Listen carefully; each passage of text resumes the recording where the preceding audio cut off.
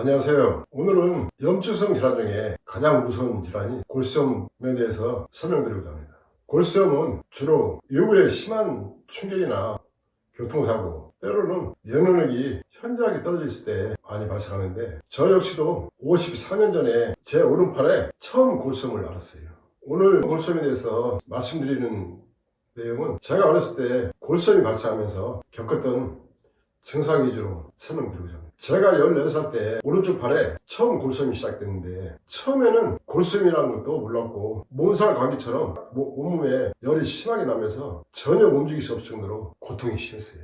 처음에는 몸살 감기인 줄 알고 몸살 감기 약을 먹었는데 전혀 차도도 없고 열도 내리지 않고 또 전혀 먹지를 못했어요. 너무 심하게 앓았기 때문에 학교도 못 가고 밤에도 잠을 못 잘 정도로 고통이 심했어요. 그런 상황에서도 몸살 감기 약만 계속 먹었지만 전혀 차도가 없고, 또 오른쪽 팔이 열도 심각하게 나면서 팔을 전혀 움직일 수 없을 정도로 고통이 심했어요. 통증이라고만 생각하고 침도 맞아 먹고 그런데도 전혀 차도가 없고, 그런 시간이 한 2, 3개월 정도 있어요. 그동안 학교도 전혀 못 가고 먹지도 못하고 열도 내리지 않고 증상이 심해지니까 덩어리까지 쏟는 상황이 됐어요. 그 2, 3개월이 지나는 과정 속에서 오른쪽 팔이 멀게 부어오르고 팔은 아예 움직이지도 못하는 그런 상황에서 이거는 간단한 통증이 아니구나 생각해서 큰 병원을 갔어요. 큰 병원 가서 검사한 결과는 골수염이고 지금 당장 수술하지 않으면 큰일 난다고 검사 결과를 얻고 바로 수술했는데, 수술 외에는 좀 안정이 되더라고요.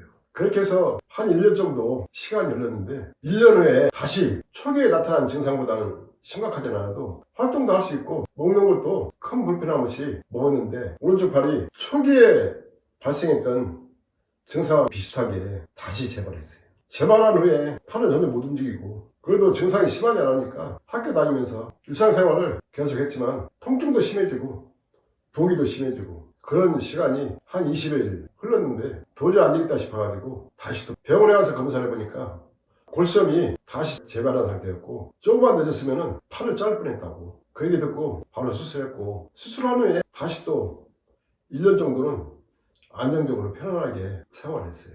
그런데 또 1년 후에 또 똑같은 자리에서 재발해가지고, 그때도 역시 팔이 툭툭 붓고 팔 자체를 움직이지 못할 정도로 고통이 심했는데, 그래도 처음에 발병했을 때보다는 증상이 심하지 않았어요. 병원에 가서 다시 재수술을 했는데 2년 동안 총 3번 수술했어요. 수술하고 나서 그 뒤로 11년 동안 별 문제 없이 잘 지냈는데 29살 때 다시 재발했더라고요. 그때는 내가 출간해서 기도하는 중이었기 때문에 움직일 수가 없었고, 병원에 가서 수술해야 된다는 것을 알고는 있었지만 기도를 그만둘 수 없어서 차일피일 시간을 미뤘는데, 그 과정에서 팔이 퉁퉁 붓고 전혀 움직일 수 없었고 수련도 못 들고 밤에 잠을 못 잘 정도로 너무 고통이 심했는데, 그때 당시에 제가 한참 몸에 넣는 사암오행침이라든가 은양오행 치료법, 기형팔맥 치료법 등을 연구하고 임상하면서 공부하는 과정이었어요. 그런 과정 속에서 이 자성요법도 알게 됐는데, 침이나 쑥등으로는 이걸 전혀 치료할 수 없다는 것을 알고 있었고, 통증도 잡을 수 없다는 걸 알고 있었기 때문에 이 나노자석으로 통증만이라도 제거를 하면서 기도를 마쳤으면 하는 마음에서 이 나노자석을 제가 알고 있는 보살법으로 치료를 했어요. 처음에는 이 나노자석이 골수염을 절대 치료할 수 없다는 그런 생각이 있었고, 다만 통증만이라도 없었으면 하는 마음에서 제가 알고 있는 보살법으로 치료를 시작했는데, 갑자기 자석의 부위가 터지면서 염증이 쏟아지는데 염증이 줄줄 흐를 정도로 심하게 나왔어요. 이 팔이 완전히 퉁퉁 부은 상태였으니까 그 안에 전체 다 염증이라고 해야 되겠죠. 근데 이 나노자석을 띄면은 염증이 멈추고, 또 이 나노자석을 대면은 염증이 줄줄 흐르는데 겉옷이 흉측하게 절 정도로 염증이 많이 나왔어요. 그 뒤로는 나노자석으로 치료하면서 나노자석 위에 솜을 두껍게 대고 솜이 젖으면 다시 바꾸는 식으로 계속 치료를 진행했는데, 이 나노자석으로 치료하는 과정 속에서 심각했던 통증도 부드러워지는 걸 느끼고 약해지는 걸 느끼게 되니까 더 열심히 치료를 했어요. 하루 24시간 이 나노자석을 띄지 않고 계속 진행을 했는데, 그 과정에서 염증은 계속 줄을 흘러내리고, 또 퉁퉁 부었던 팔이 조금씩 정상으로 돌아가는 걸 느꼈어요. 그 과정이 한 2, 3개월 정도 흘렀는데, 나중에는 퉁퉁 부었던 팔도 정상으로 가라앉고 통증도 거의 없을 정도로 많이 다 잡혔어요.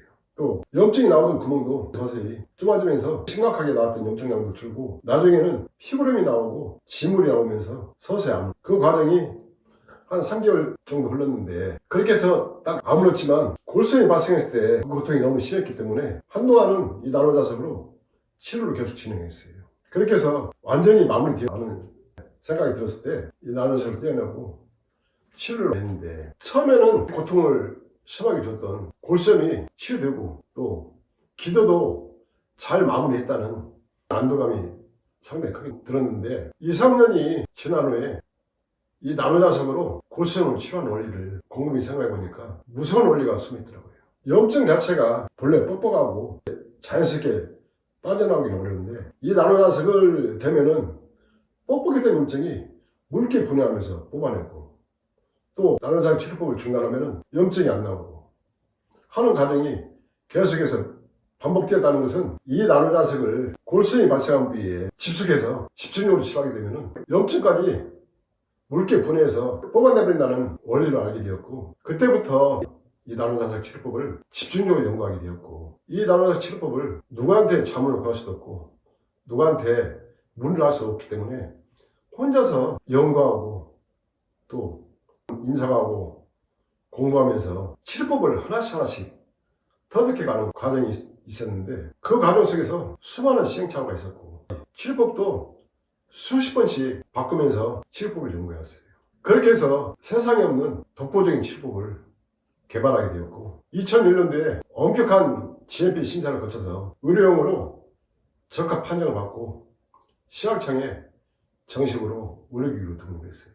그 뒤로 특허청에 발명 특허 3개를 내고 또 제가 오랫동안 연구하면서 개발한 치료법 책도 쓰게 됐습니다. 그 뒤로 지금까지 수많은 골수염 치료해드렸어요. 병원에서 골수염 판정을 받고 수술을 해야 되는데 수술도 하지 않고 바로 이 나노자석으로 치료하시는 분들도 계시고 또 재발해서 병원 수술날짜 잡아놓은 상태에서 수술하지 않고 이 나노자석으로 완치까지 치료하시는 분들도 많이 계시고 증상이 심하신 분들은 50번, 60번까지 수술을 하셨다는 분도 봤어요.